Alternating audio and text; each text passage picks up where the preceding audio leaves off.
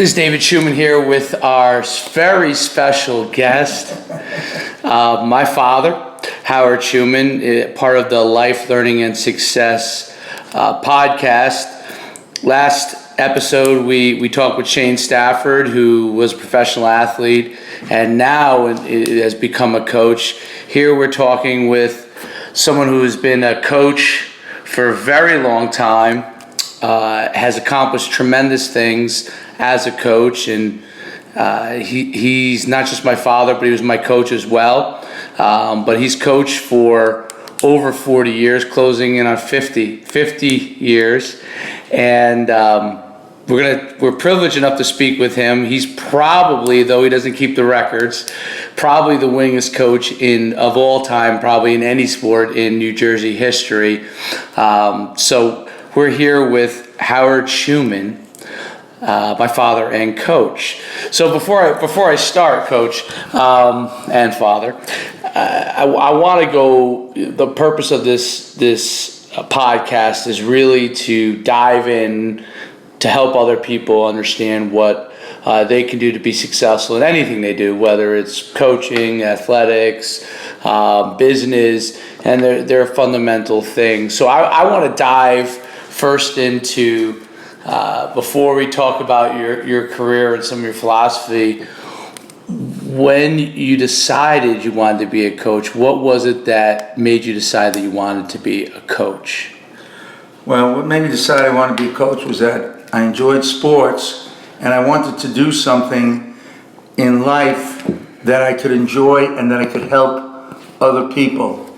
And when I thought about what would fit that bill, and I thought coaching, I thought I would enjoy it and that I could help the kids I coach to have a better life. So that's actually what made me decide to try coaching.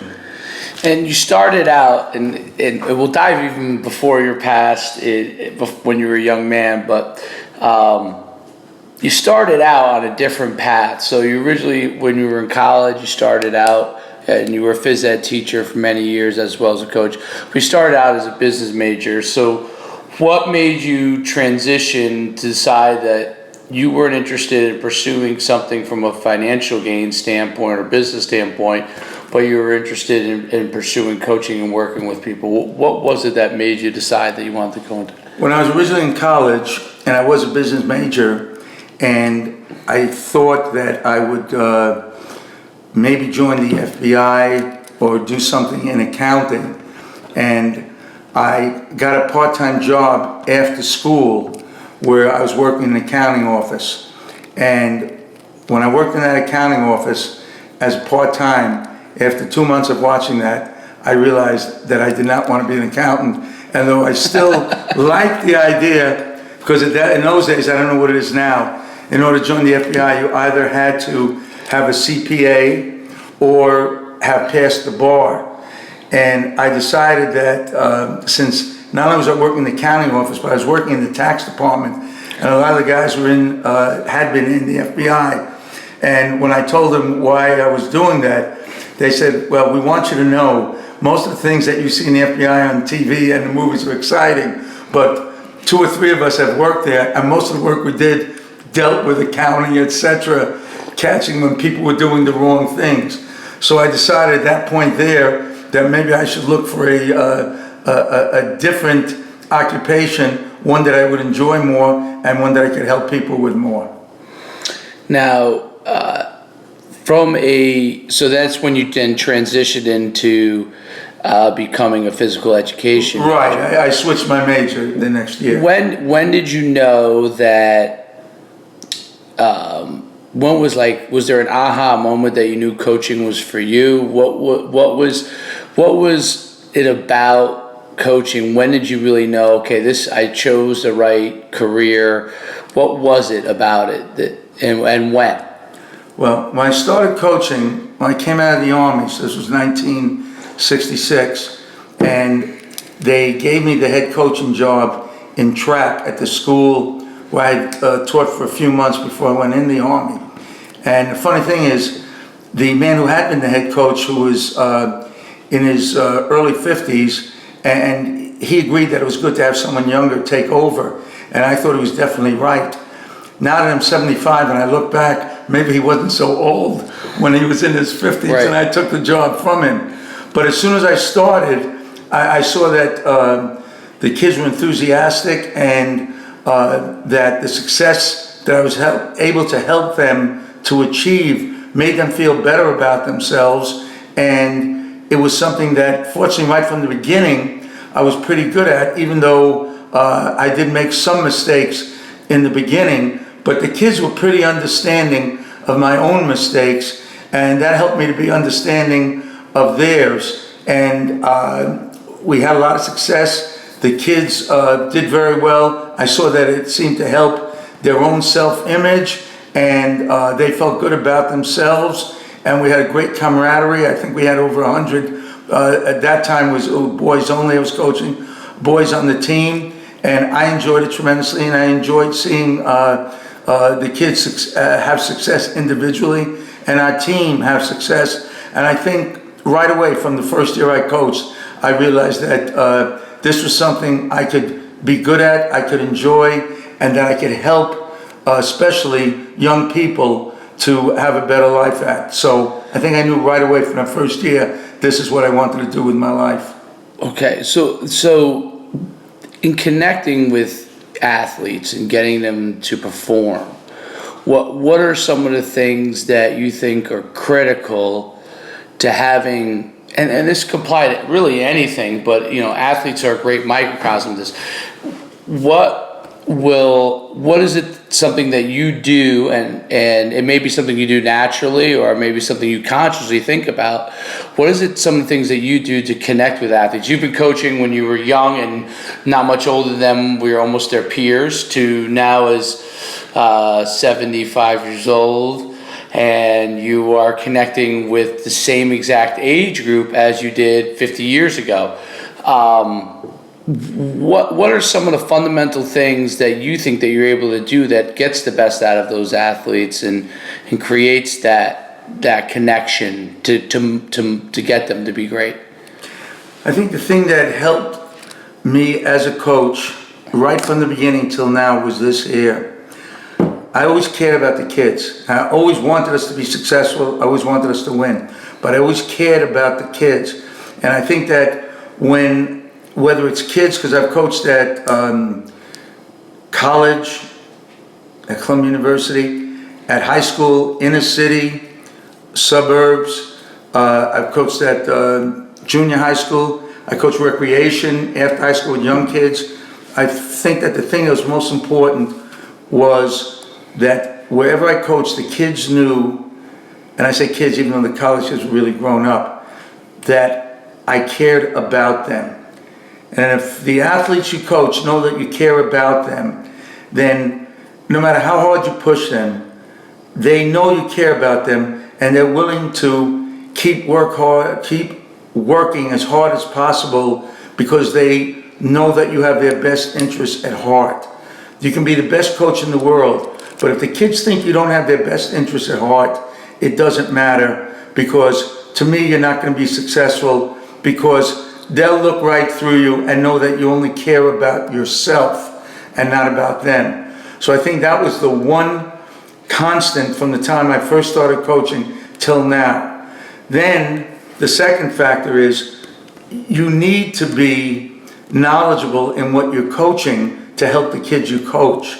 So even if you care about the kids, but if you don't know what you're doing, you can't help them and you can't be successful. So therefore, it is vital that you be knowledgeable about what you're teaching. If you have done the sport and you have some knowledge, then it's great. But then you still have to go to clinics, learn more, do all the things that you can to learn more so you can be a better coach, more knowledgeable to help the athletes that you coach. And that is the second thing that I thought was vital. And then the third thing really is a matter of, especially now more than before, is that almost all the athletes to some extent want to have a feeling that they're enjoying what they're doing and having fun. That may seem very hard when you're in a sport, especially like I am in track and cross country now, where it's very, very hard working. But we try to make it so that it is enjoyable for them. They enjoy their teammates. They enjoy coming to practice. Before every practice, I'll go into the cafeteria and I'll say loud and clear, and mind you, everyone's personality is different, but I'll say loud and clear, okay, it's the best time of the day, track practice, let's go. Now the kids may laugh and the other kids aren't on the team may laugh, but you know what, some of them wind up coming out for the team because that's a great philosophy. Hey, that we're going the best time of the day. When we do our warm-up, we then sit and stretch for about 15, 20 minutes, and it's not like, oh, you can't talk. I want the kids to talk and socialize as long as they're doing what they have to do so they're part of something. They feel as though they're part of something. That's important, especially nowadays where a lot of kids and athletes are not part of anything. So they feel they're part of something. This is their family away from their family. And there's nothing wrong with telling some jokes and funny anecdotes, letting the kids tell funny things, as long as it's done within the concept of what we're doing as a team so that they look forward to coming to practice. Then when you work, work is work and it's hard work. Then when you finish working, you're stretching, doing your core work, again, you can talk, socialize, as long as you're doing the work you have to do. And then when it comes to, in our case, the meets, but it could be a football game, soccer game, volleyball game, when you're doing that, you're concentrating on what you're doing, do the best you can, and whatever happens, happens. As a coach, the things that are done wrong, it's your job to correct them so you can help the athletes do better. The things that are done right, you tell them what they have done right so they keep doing that. And most important is this here. You never put down any kid. If they haven't done well, then what you do is let them know we can do better next time by working hard and correcting it. And if they have done well, you tell them, great job. Now if we keep working hard, we can get even better and better. You talked a lot about, I'll encapsulate it with your, basically your philosophy. Your philosophy is something that has been with you, and you can tell me how long it is when I say it, but you have these things on your shirts, and when I ran for you in high school, it was the same exact way. Positive attitude is contagious, negative attitude is destructive. First of all, before you explain it, obviously it's fairly, it speaks for itself, self-explanatory. Right. But how did you come up with that? It's unique. I've never seen in all the years that I've been coaching myself, working with athletes, I've never seen anyone else, and it's amazing because it's very self-explanatory.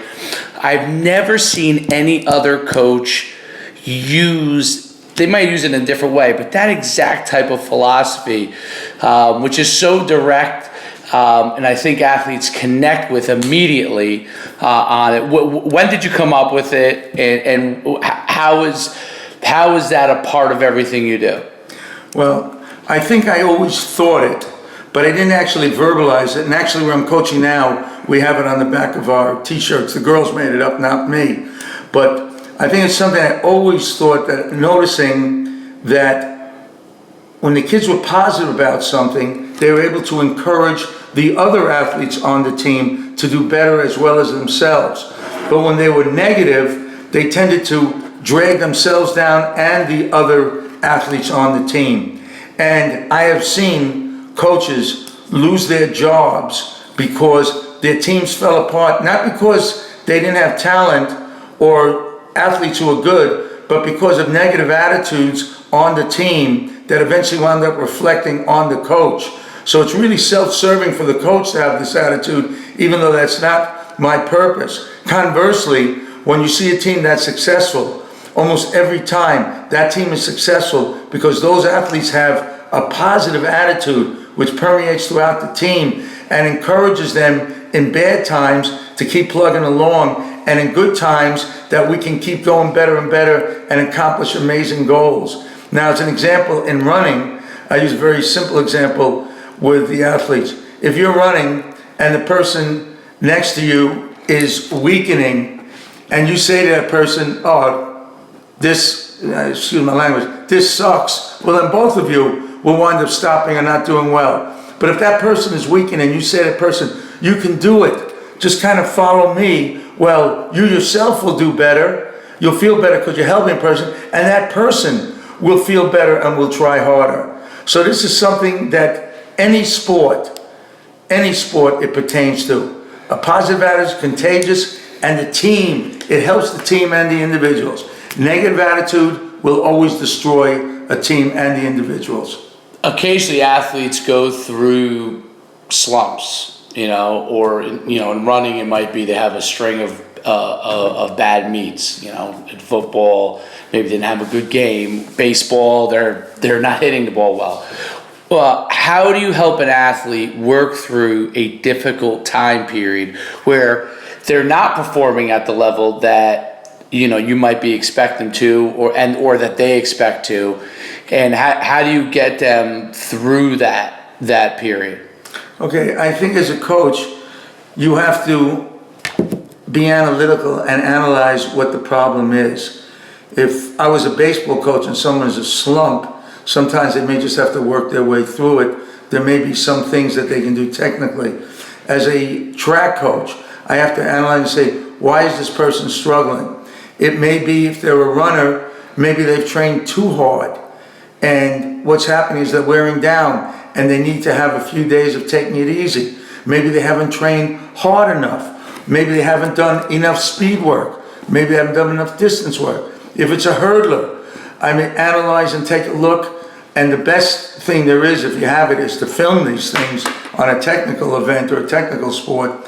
I may take a look and say, listen, here's what we have to work on to get better, that your trail leg and hurdling is not quick enough. Or there's something wrong with your lead leg, you're not leading with your knee. So it may be that there is a technical thing that you can say, this is what's wrong, and if we work at it and correct it with a positive attitude, we can make you better. The worst thing you can do is just tell the person, you stink, or you're not doing this or that, and then the person gets discouraged and gives up. But as a coach, you have to analyze. Every single athlete is different, and you have to analyze what is the problem and how can I help that athlete to fix the problem and be better. How do you motivate? One of the things I firmly believe, but we're in today's society, everybody wants everything to be equal, and everyone wants everything to be fair. Okay, and one of the things I've always believed is that every athlete is different. Every person in business is different, and every person that you work with is different. They come from different backgrounds. They come from different family situations. How do you believe in that? You treat every athlete equal? Do you customize everything for your athlete? How do you do that and maintain fairness? How do you develop each individual athlete from a development standpoint, and at the same time, you have a fair environment? This is what I tell every athlete. At the beginning of the season, I tell the athletes this. Every single one of you is important and matters. Every one of you matters. Every one of you is important. But not everyone has the same ability. Some people have more ability than the others. What we're going to try and do is maximize the ability you have. However, when it comes to who's going varsity, who's going JV, who's going freshman, it doesn't matter if you're a freshman, sophomore, junior, or senior. Those who have shown to be doing the best are those in track who are going to be starting as varsity, or in cross country with a 7 with varsity, and the other people will be further back. However, this thing is ongoing and flexible. If somebody improves, and it's very easy in track because you're dealing with times and distances. Right. If somebody improves, well, they can take your place in varsity. If someone runs, then now they're in the top 7, even though they ran the JV race, then they move up and you move down. Now, if somebody falls or something, we're not talking about that. But we're talking all things being equal. It's not that you're stuck in that position. It's not static. You can improve. But realize this, whomever the best people are, who are performing the best, assuming that they're doing everything they're supposed to, coming to practice, etc., that is who's going to be varsity. It can change. and everyone understands it. And when they understand that, we never have a problem. And unfortunately, many coaches have a problem with that because they don't make that clear, or maybe the kids or the athletes don't trust them. And then if it's a senior whose place is taken in varsity by a freshman or sophomore, they're disgruntled, you have dissension, the team does poorly, and the coach gets fired. So I make it clear, and I have to say, the athletes on the team understand it. We have a parents meeting, and I explain it to the parents. In college, you don't have a parents meeting. The parents usually aren't there. But at high school level, we do that, and I explain it to them, and they understand it. And when you've done that, people know that you're fair, and I've had it always work out. Now, it can be harder in a sport like football, soccer, basketball, where it can be debatable, well, who's really better? Right. But in that case, you just have to say, the coaches and myself are going to make that decision from what we see, what's best. And if you want to be on the team, you have to abide by it. If not, because we want as many kids as possible, as many athletes as possible on the team. I'm not talking about pro or recutting. If not, then this is the wrong team for you. How going to a new environment? You've been lucky that you've been very successful. Not lucky that you're successful, but you've been in. It's not like you've jumped around to different positions. You've been in pretty much the same places. I think you've been at 3 different schools as far as a career, other than when you coached in college. 1, 2, and then actually 4. 4. I was at Kennedy for a year. And Kenny's a good example because you're only there for a short time period. How do you go into a new situation as a coach, a new environment, and gain the trust of the players who don't know you at all in a short time period that you're trying to begin to put together a team? And obviously you're going to have a long-range view in most cases, but how do you develop that initial trust of athletes who don't know you, and you've been hired and they don't necessarily know if you're an expert or not? How do you develop that trust in your athletes? Okay, that's a good question. Obviously, the longer you're at a place, the easier it is to do that because they know you, it's passed on. You may be getting brothers, sisters, in my case, children, grandchildren, okay? So that it's easier. But when you come to a school, that is a difficult thing to do. And actually, the way I've done it, wherever I've started out originally, is this. One, I would always be honest with the athletes you're coaching. I would tell them my background, what I can do to help them, that what I want to do is to help them be the best they can be, how I plan to do it, and that I care about them, but that I'm going to push them because that's my job, and they wouldn't be here if they didn't want to be the best they can be. And then what happens is, hopefully you have some success early, which means that they then have some confidence in you. Right. If you don't, it can be very, very difficult.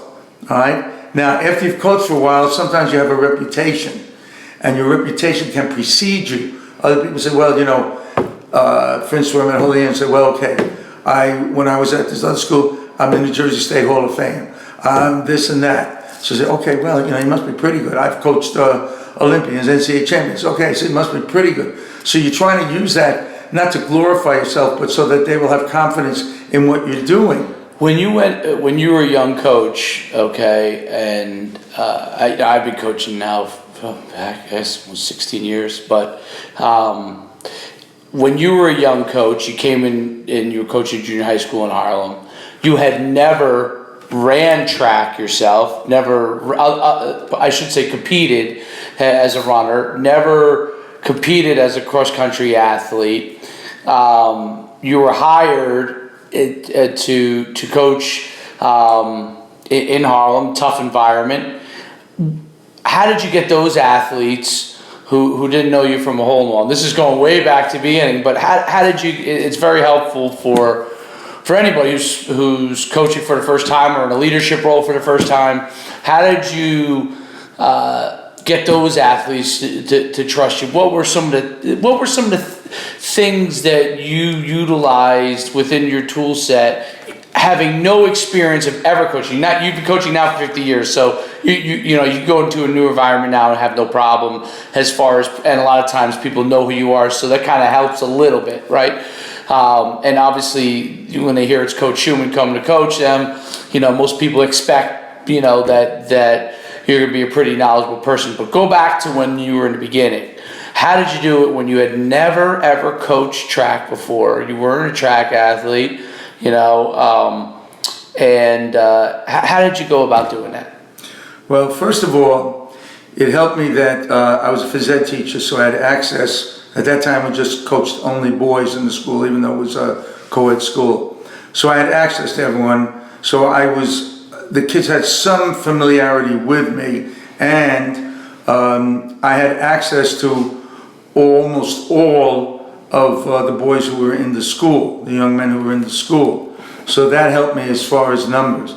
Second, as far as what to do, I basically was kind of learning on the job, even though I used to run myself, so I had something, but basically a lot was learning on the job, and quite frankly, I made some big mistakes, all right?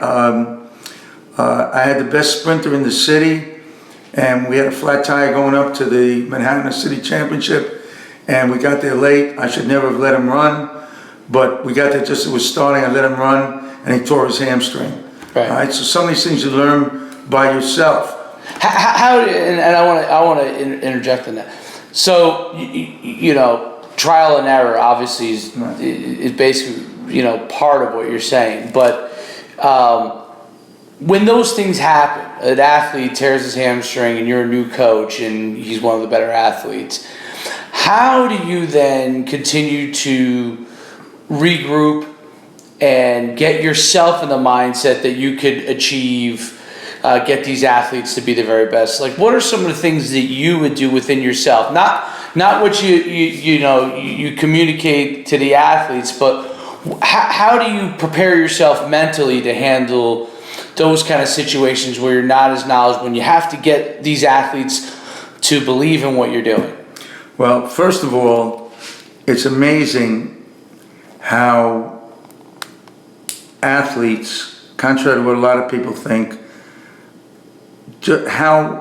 actually I'm trying to get the right word, how much they're willing to give you the benefit of the doubt. Resilient, most maybe, kids. or Benefit of the doubt that when you screw up, instead of blaming you, they kind of, well, we'll try and do better, because there's certainly a lot of room for blame when the best kid in the city pulls his hamstring. And the year after that, I had the best 400 meter kid, and after we won this big meet where I used him 3 times and said practice was voluntary, he came, and stupidly I gave him a workout instead of just easy running, and he pulled his hamstring.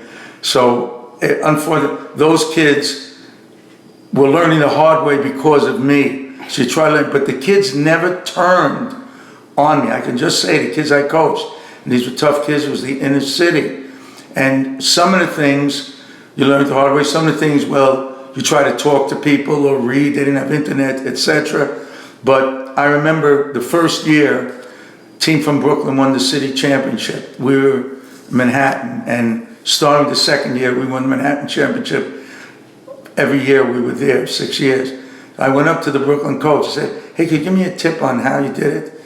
And basically he blew me off and said, I just have the best kids. He wouldn't tell me anything. But in a way it was good, because whenever anyone asked me from then on, I would try to help them. I remembered how that guy blew me off, and he did blow me off, okay? As simple as that. But a lot had to do with the kids themselves. They were more willing to put up with my mistakes than I was to put up with their mistakes, because they were great kids. And then you try to learn more, to get better. As you become more experienced, you become a better coach. What happens sometimes is, as coaches get much older, they have more experience and they know more, but they lose their drive. All right? And I'm fortunate I haven't lost that. I remember when I was young, sometimes I was too excitable. We went 1 year to the championship. It came down to the relay. I knew I had the best relay. the weakest kid was going first, Robert, and I knew if we were in the ballpark, we would win, we'd beat the championship. And I basically picked him up and said, "You're gonna do this, you have to throw this, and then we're gonna be the champions on it." He took off so good, had a giant lead. As he's coming around for the last stretch, I'm actually thinking what I'm gonna say when I'm chosen Coach of the Year. And I was 10 yards before where the baton was passed off. And as he turned to me and he said, "Coach, you forgot to give me the baton." So we were disqualified. It was all my fault. Then I realized, although enthusiasm is incredibly important for a coach, if you don't have enthusiasm, how can the athletes have it? However, as a coach, it has to be tempered with making sure you're doing what you have to do. So that kind of taught me a lesson there too. How and now I'm going to fast forward because you talked about I'm jumping around a little bit, but the injury. How has athletes, have they changed? You know, you've coached in the inner city, you've coached in middle class neighborhood, and now you coach in a school that probably many more upper class athletes go to. Do athletes change across those demographics? Are they looking for similar things from a coach? I understand that everybody has different situations at home, but the actual athlete and what motivates them, what are there common themes that you see across athletes that enable you to be successful no matter what type of environment it is? I've coached athletes from 6 years old to 25 years old, and this is what they all have in common. They want a coach who can help them to be better and be successful at every single level.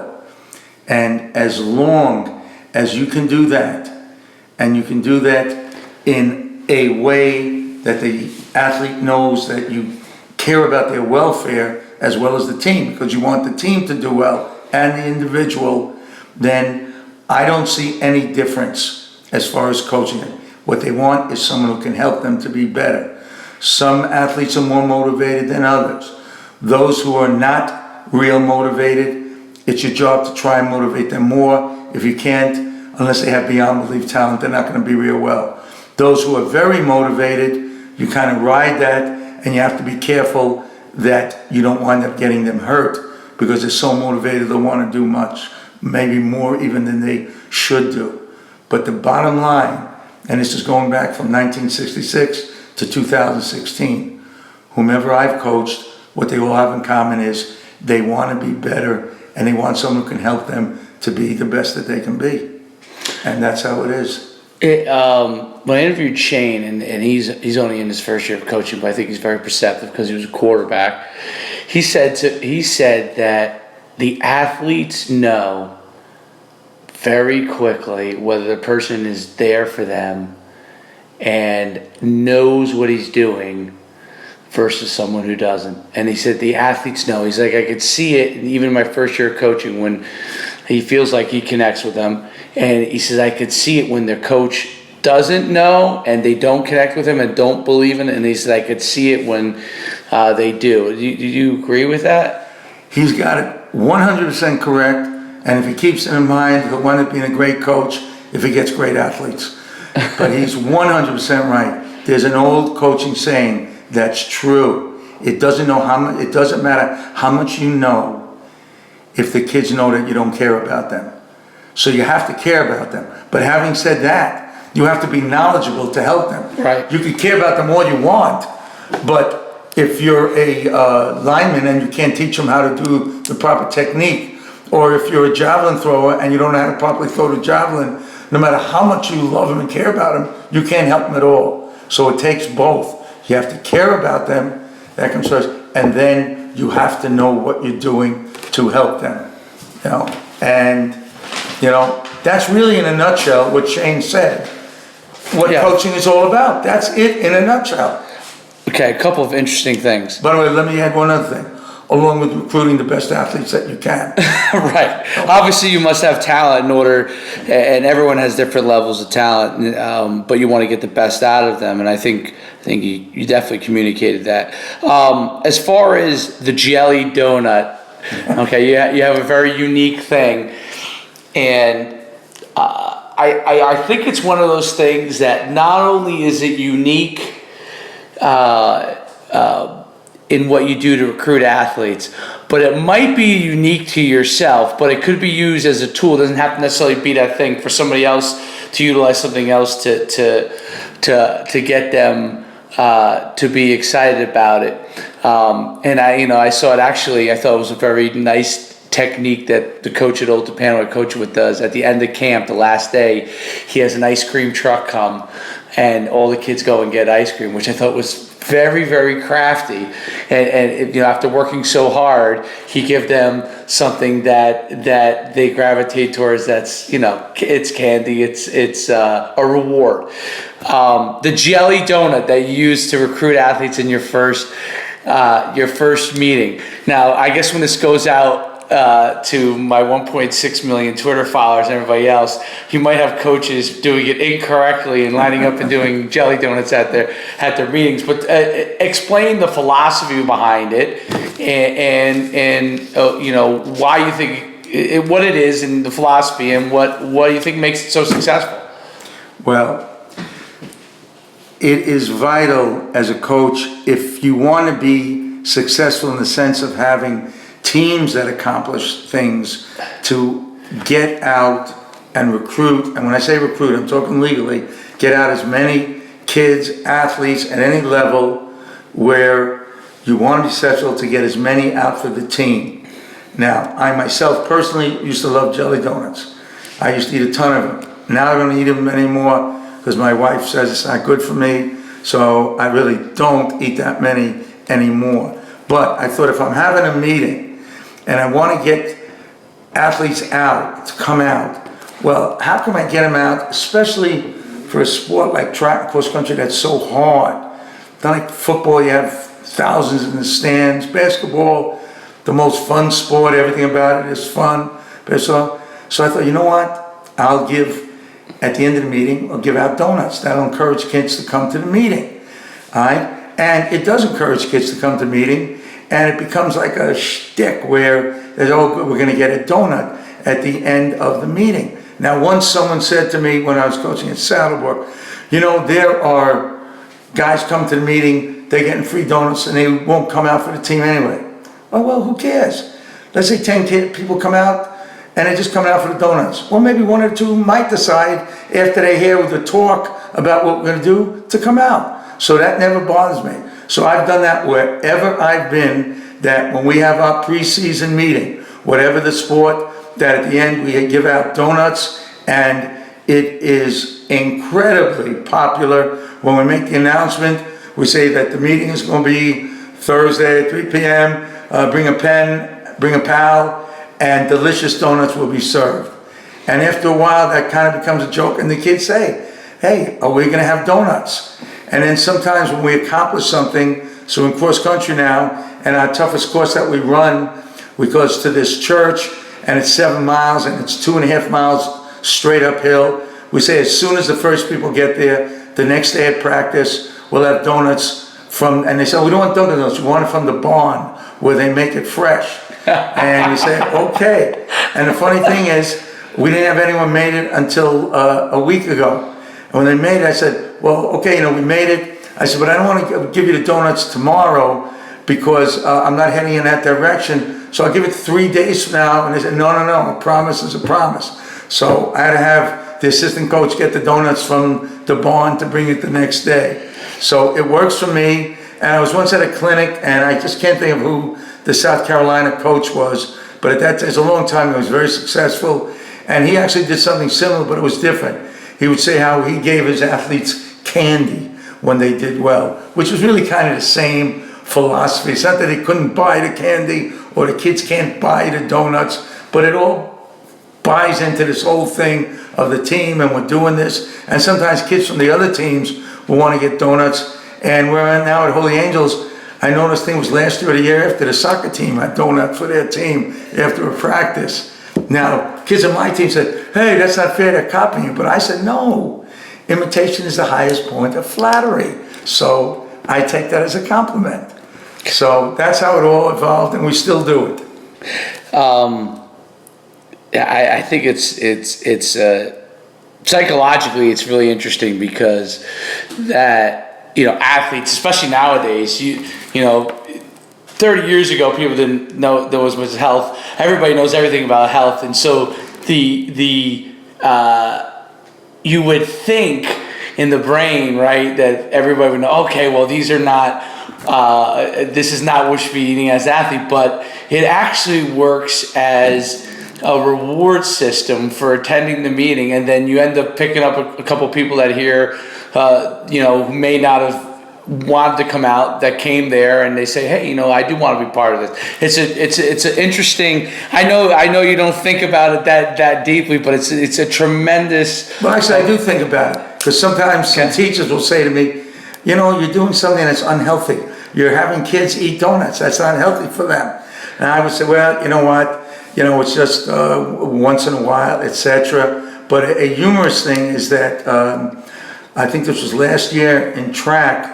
Before our first meet, I was talking to kids about what we have to do to prepare for it. And I said, and remember, what you eat is very, very important. And especially with girls very concerned about eating disorders. I want them to eat, but eat properly. I said, it's very important that we eat properly. You know, you want to lay off all the desserts, the carbohydrates, you want to do this, that. I went through about a 20-minute spiel. And then after it was over, I said, and since it's our last practice for the meet, we'll have donuts after practice. And the kids cracked up. I said, are you serious? That's really funny, actually. I think, you know, some of the interesting things that you touched upon as far as building teams, working with young athletes, I bet you this one thing has changed, and maybe you could explain how you deal with it now versus the past. Parents. I'm sure when you first started coaching, they were rarely involved in the process. Now they're usually heavily involved in the process in some way, shape, or form. Obviously, some more than others. What would you say is the best way, or how do you deal with parents and including them in the process, and helping them? You know, everybody thinks their athlete's getting a scholarship nowadays. There's so much misinformation out there. How do you manage that process with parents? Okay, parents and coaches are one of the biggest issues involved in athletics at a high school level right now. One of the biggest issues. I've been fortunate. The great majority of the parents that I've been involved with have been great. And at Saddlebrook, most of them were. At Holy Angels, they were incredibly great. But what I really do myself is this here. Since I'm at a school now where either kids take a bus home, or if they're an athlete, they a lot of times have to be picked up by the parents, etc. Whenever I see a parent with a kid, I make it a point to go over to that parent, to say hello, shake their hand, tell them what a pleasure it is, which it is with most kids, to be coaching their child, all right? And therefore we have a positive influence rather than an adversarial influence. I'm going to say the great majority of parents really, they want the best for their kids, but most of them are pretty reasonable. Once in a while, there may be a parent who only cares about their own kid. Now, I've been fortunate in Holy Angels, I really haven't seen that. But once in a while, that will happen. And when that happens, basically, you know, you hope you're not on an island, you explain things, but you may need help from your athletic director, your principal, etc., to make certain that that parent does not overstep their boundaries. And when that happens, a lot of times you're going to have to go up to the next level.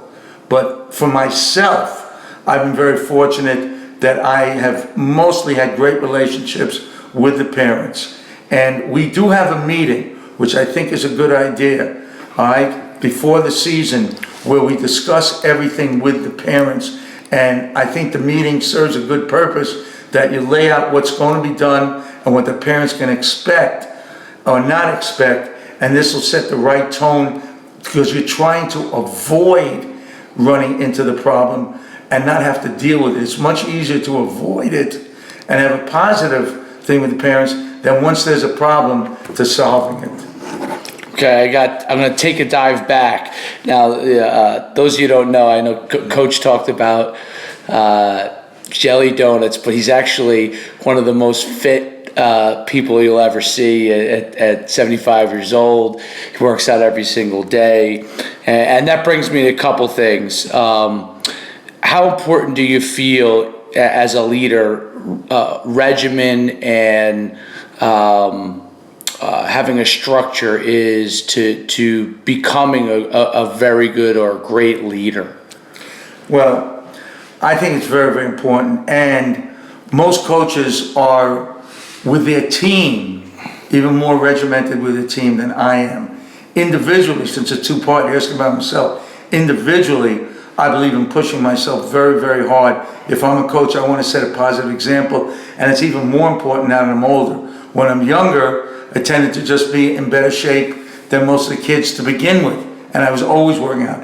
Now that you're older, it's, although the kids would be understanding, but I want it to be that I'm in great shape. So I work out every single day, so that I'm setting a good example for the kids. There has to be a certain structure with the kids.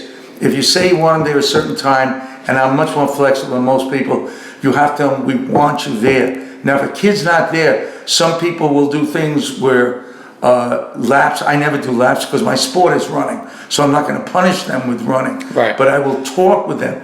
Now, I'm going to use now with Holy Angels, but it could have been Saddlebrook. Columbia College is different, all right? Sometimes kids can't help it.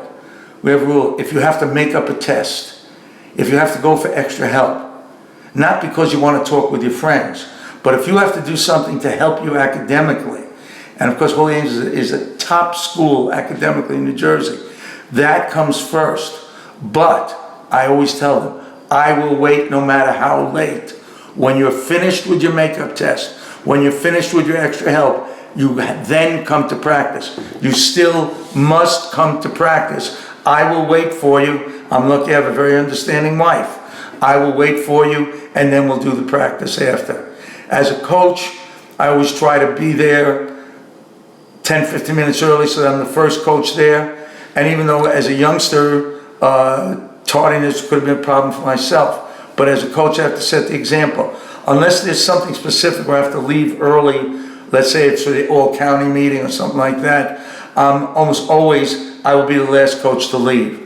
Some coaches will have a meeting with all the coaches. If you're in football, you really want to, soccer. In track, there's something I don't. When you're finished with, when the sprint coach is finished, you're finished, just let me know how everything went, you can leave. You don't have to wait. All right? You don't have to wait around just for the sake of waiting around for me. Right. But I usually, in general, want to be the first one there and the last one to leave. You were in the Army, and you were an officer in the Army, and you were in the ROTC in college at CCNY, back when CCNY was an outstanding institution. What would you, how did the Army influence you, and did it have a positive influence on your, preparing you from a leadership standpoint? What did you learn from being in the armed forces? Okay, I was very fortunate, all right? I was an infantry lieutenant for 2 years. I never had to go to Vietnam, so I never had to see combat. I didn't get killed, maimed, hurt, or any of the mental things that happen to people in combat. So for me, the 2 years that I was in the Army were incredibly beneficial for me.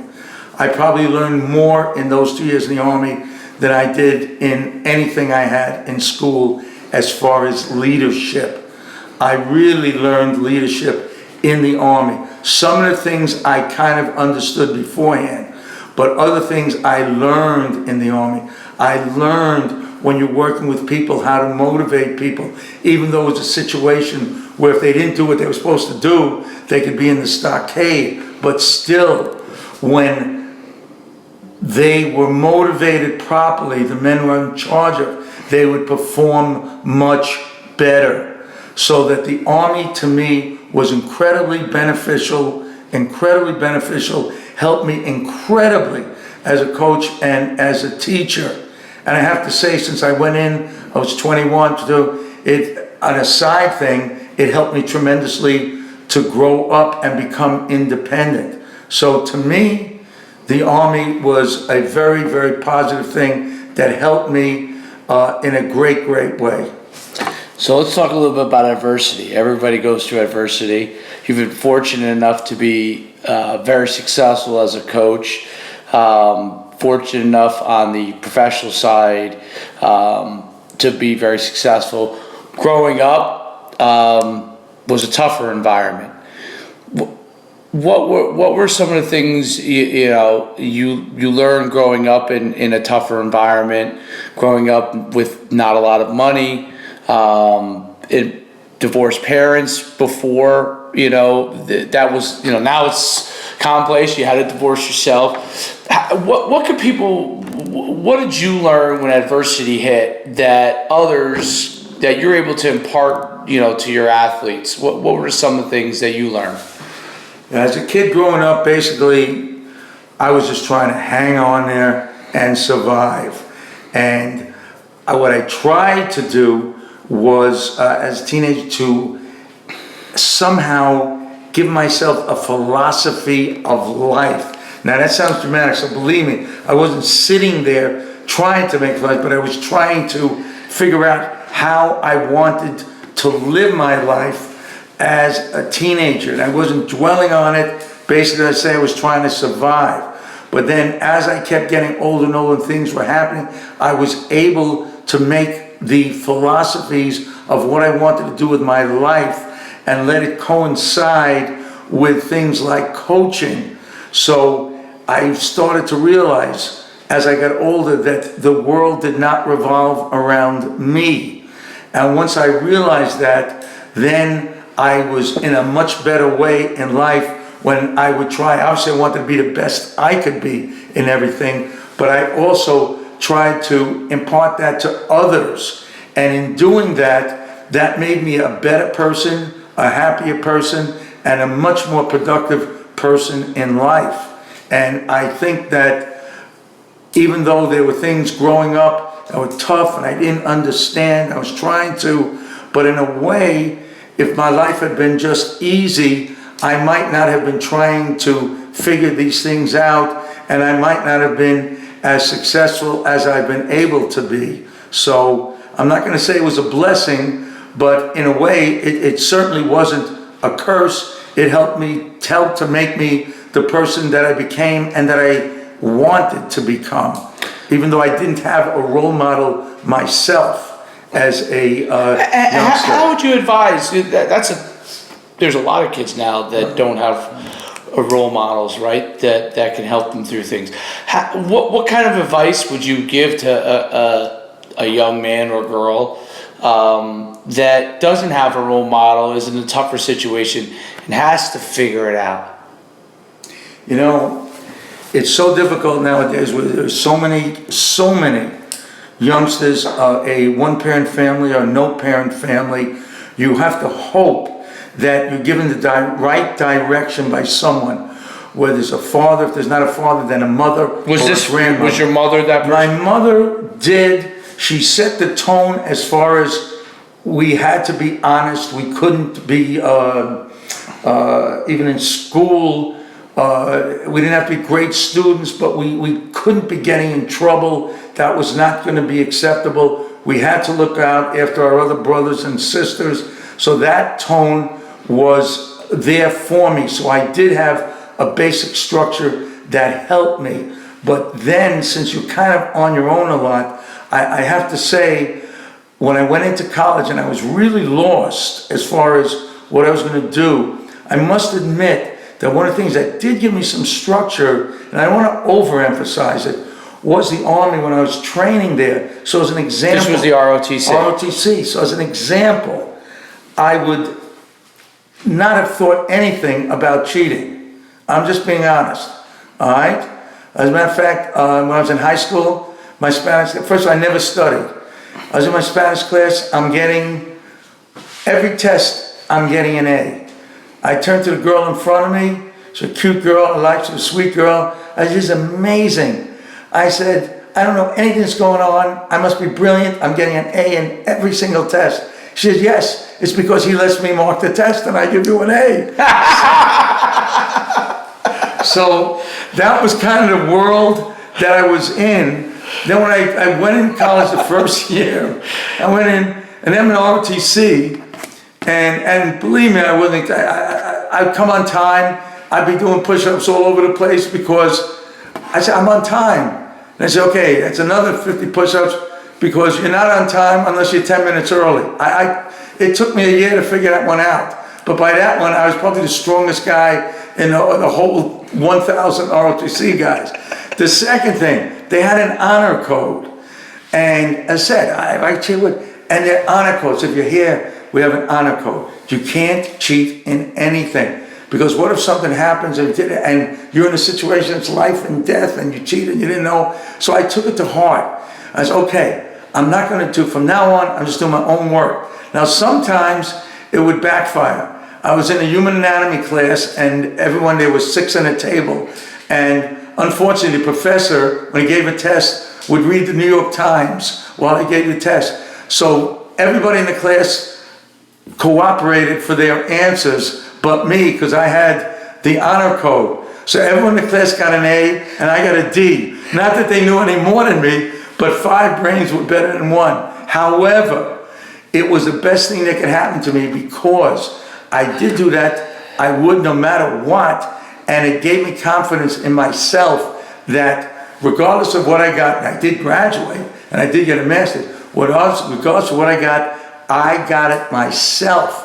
I knew that I could do it. So that helped me a lot. And then as things went on, and you go on in life and you get older, you start to mature and you really start to get a better base of what you want to do in your life, what you want to accomplish, and hopefully it's in a positive way, which I think mine was, and you just keep trying to do the right thing, and I think that's what's helped me be successful, and I believe it has helped many, many, many of the athletes I've coached have a better life. By the way, I want to add one thing on that. Sure. It is vital, and as a coach, I can't say I've won hundreds of championships, not just dual meets. It is vital for a coach, and this is very difficult for a coach who's motivated. It is vital that as much as you want your team to win and be successful, that you do not do anything that is wrong for an athlete that you coach. And sometimes that happens even to the best of coaches, and it never is good for the athlete, and it really is not good for the coach. I remember you saying to me, you talked about your great-grandfather who came over from Poland, and you learned something really important from him. Maybe give the backdrop of that story about his situation, what he was, and what you learned from how he was. I think it's really interesting because it kind of, in a strange way, set the tone for almost everything that you end up doing. Not that you meant it to be that way, but it's something that stuck with you always. Okay, well, it's interesting because that was a lesson learned and a positive thing. Now, my grandfather came to this country. Actually, he escaped from the other country. There was anti-Semitism. I believe he killed someone on it. He came to the country, or he would not have been alive.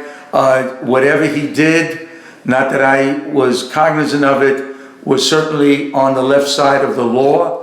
But in any case, when I was still in the business school the first year, we had to do a project where you had to go to a lab, you had to do some kind of a flow, whatever it was.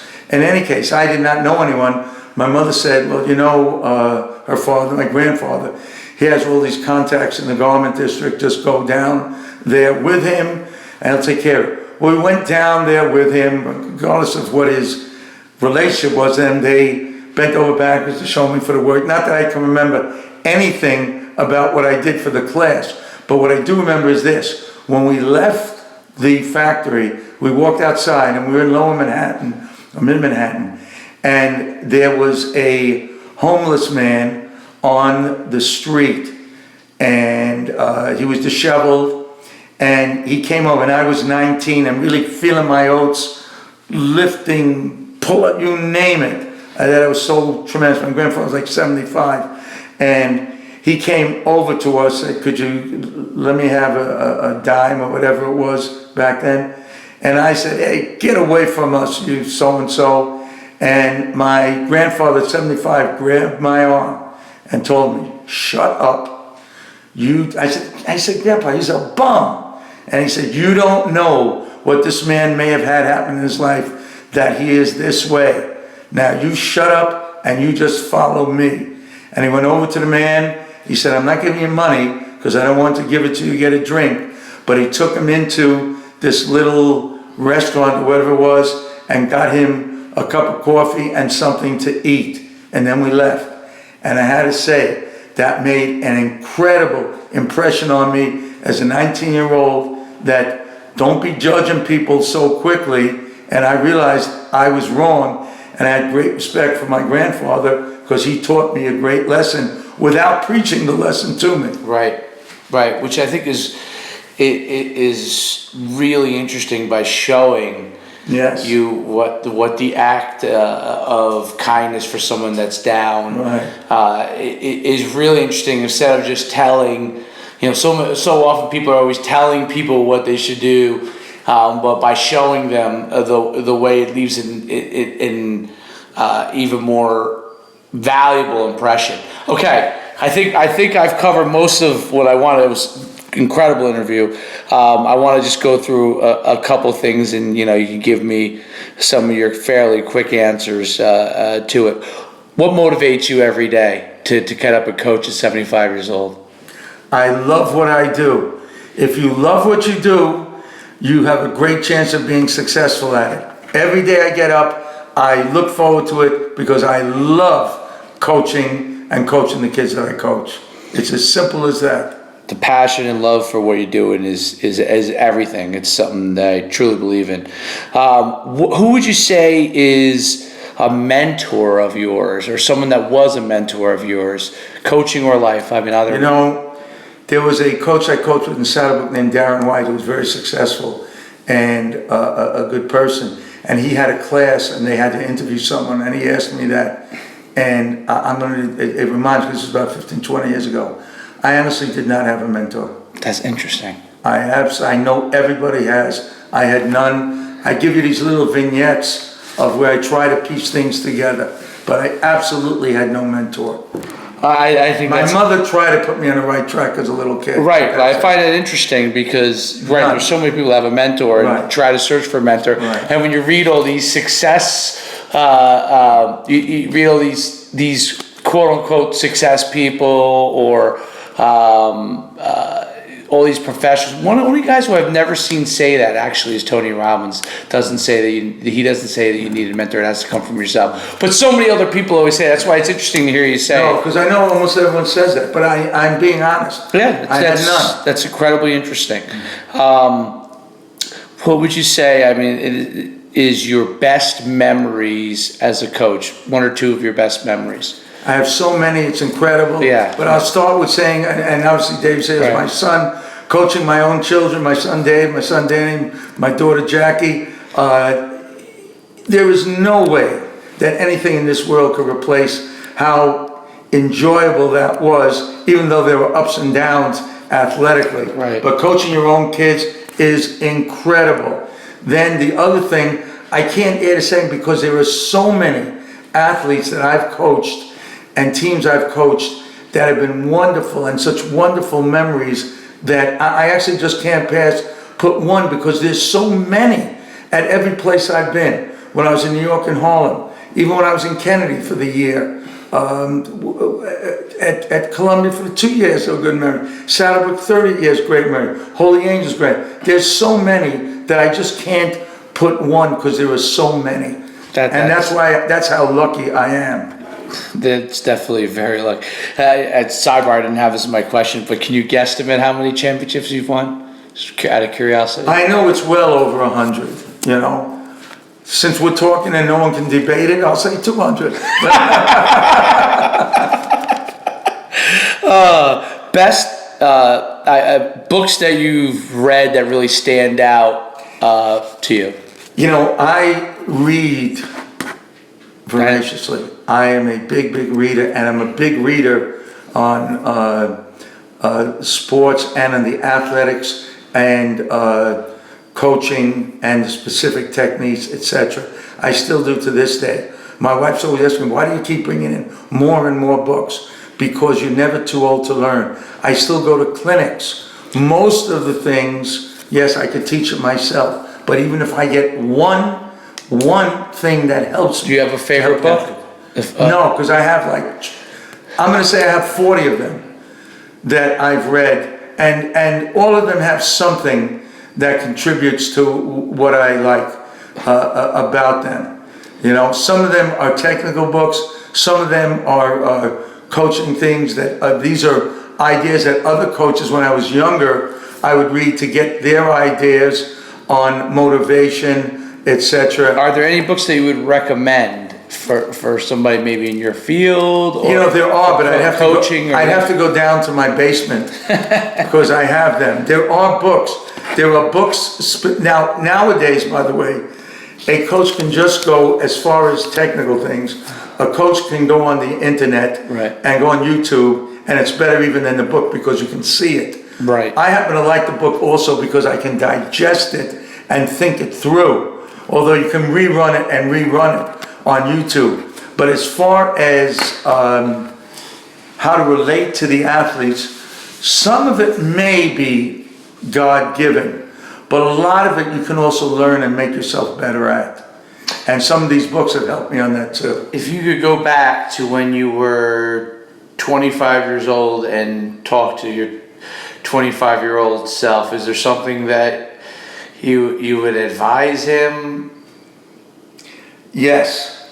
Sometimes when I was younger, I was too hard on the athletes I coached. All right?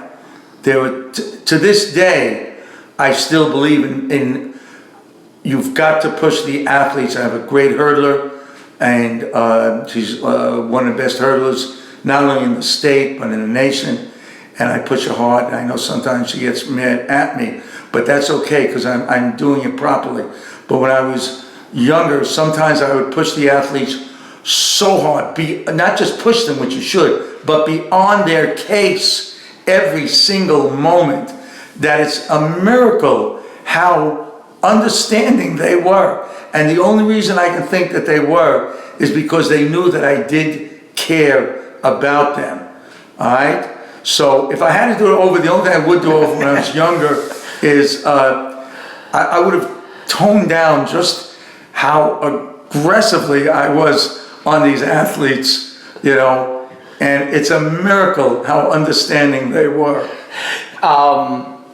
There's a lot of parents now that I guess more youth sports, but you got to coach your own kids, which is a delicate balance, right?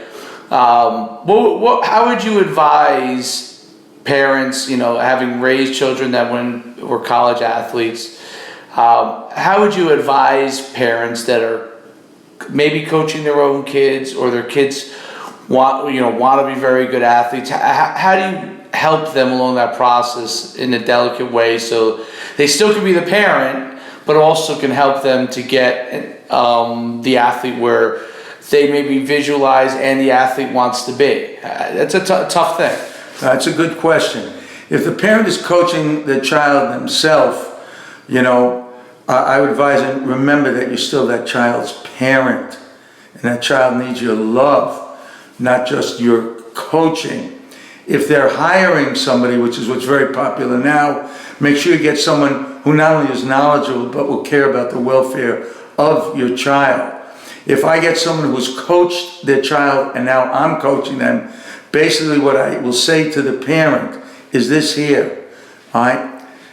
Let me do the coaching, let me be the good guy and the bad guy, and you be the parent and love the child, because I'm gonna push them very, very hard. They don't need me to push them so hard, then they go home and the parent to push them so hard. Now, if they had someone who's not pushing them or not a good coach, then it's a problem for the parent. But I would reassure the parent, and here's where I'm lucky that I have my background, that your child is in good hands, and I'll tell them my own background, and I'm gonna do everything to make your child be the best they can be. You just be the parent and be supportive of them. And I think that's very important. When I coach my own children, and Dave may not remember this, but at that time we used to videotape what we did in the meets. We came back from a meet, we put the videotape, everybody's fighting with everybody, yelling at everybody, what is this and that? I said, okay. I realized, forget that. After the game's over, the meet's over, I think it's time, we gotta be a parent, let's just eat our meal, enjoy ourselves, and we'll worry about everything in practice. That's really good. And on that note, I thank you very much for the interview. Thank you, really, Dave. really interesting. Not just as, you know, obviously we want to help other people, but as your son to hear probably the stuff I've heard most of my life, but you know, really hear your perspective on everything. Thanks, Dave, it was a pleasure. Thank you. Yeah, that was good. Hey, that was philosophy in a nutshell.